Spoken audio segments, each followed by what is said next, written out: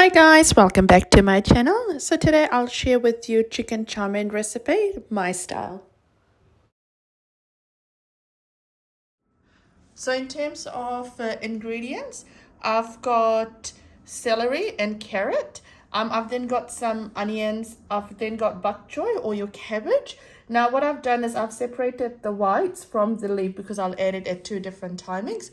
Those are the vegetables I'm using because that's what I've got at home.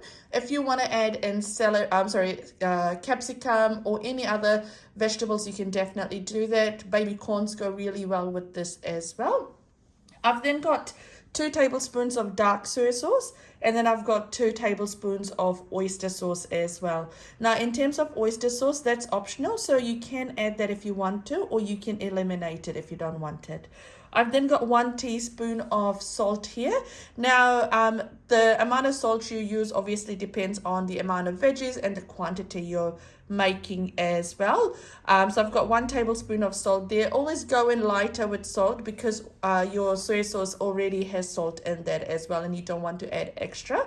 I've then got 1 teaspoon of MSG, which is Chinese salt. Now this is optional, so if you want to add it, you can add it. If you don't want to add it, you don't have to. MSG or your Chinese salt is a flavor enhancer as well, and it gives you that umami taste as well. So you can add that if you don't want to, don't need to. I've then got some spring onions. Now this is optional as well. I just had some at home and so I decided to add that. And what I've done with the spring onions is I've separated it into different things. So I've got the white separate and then I've got the green leafy bits separate as well because I'll be adding it in 2 different stages as well. I've then got some chicken thighs here, and then I've got some noodles here. So with my noodles, what I've done is you just need to follow the instructions at the back of your packet with any noodles you're using. So I've just soaked this in water for about 2 minutes and then just drained it out, and you just want that to kind of sit before you want to do this before you actually start off your stir fry options as well. So there we go, that's done there. I've then obviously got some oil that I'll be using today, and then I've got ginger, garlic, and chili paste. Now, a lot of you ask me how much ginger, garlic, and chili paste I use. It all really depends on your quantity, right? So if you're making quite a bit, you will want to add in more ginger, garlic, and chili paste. If you don't like the taste of ginger, or if you don't like that much chili, you'll want to remove it or change the quantity as well. So what I've done for mine, I've got about 6 chilies in there because I do like it quite spicy. I've then got 7 cloves of garlic in there, and I've got about a small knob of ginger in there because I'm not a big fan of ginger.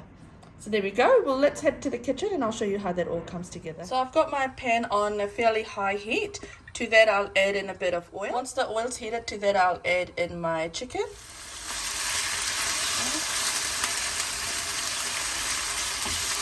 You want to spread it out just so that it starts to get brown a little bit as well.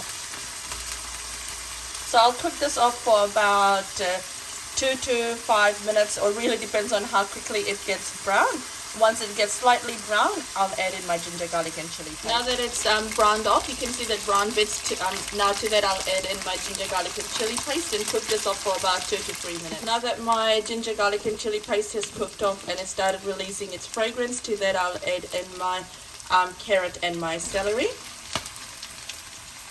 Now to this I'll add in my salt and my MSG as well.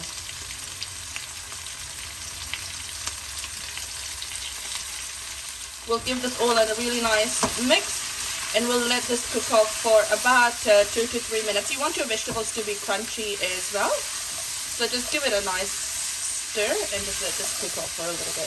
To this I'll actually add in my onions as well. Now that's cooking away nicely, I'll add in my spring onion, the white bits as well in there. I'll also add in the white bits of my bok choy as well, and give that all a really good stir. Now you do want to continue cooking this in high heat because your vegetables will release some water as well.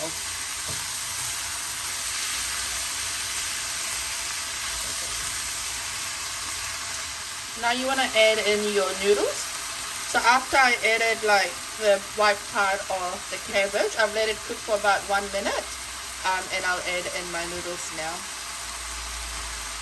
I'll also add in my soy sauce and my oyster sauce as well. Now you just want to give it a really good stir,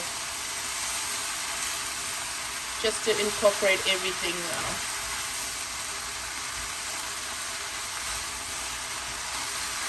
I'll add in my spring onions as well. I know a lot of people use this for garnishing, but I like to kind of cook it off slightly as well. To that, I'll also add in the green parts of my bok choy as well.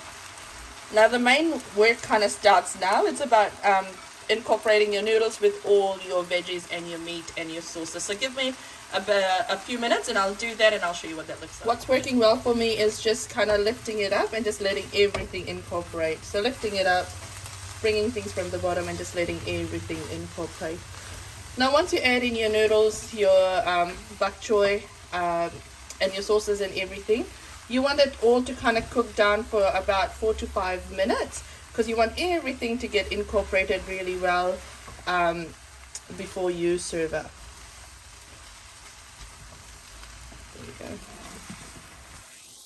Oopsie. The camera's just going everywhere today. There we go. That's starting to look really, really good. Initially, when you start putting in your veggies and all that, it will look like you've got quite a lot. But once you add in your noodles, everything kind of works out nicely. Here we go.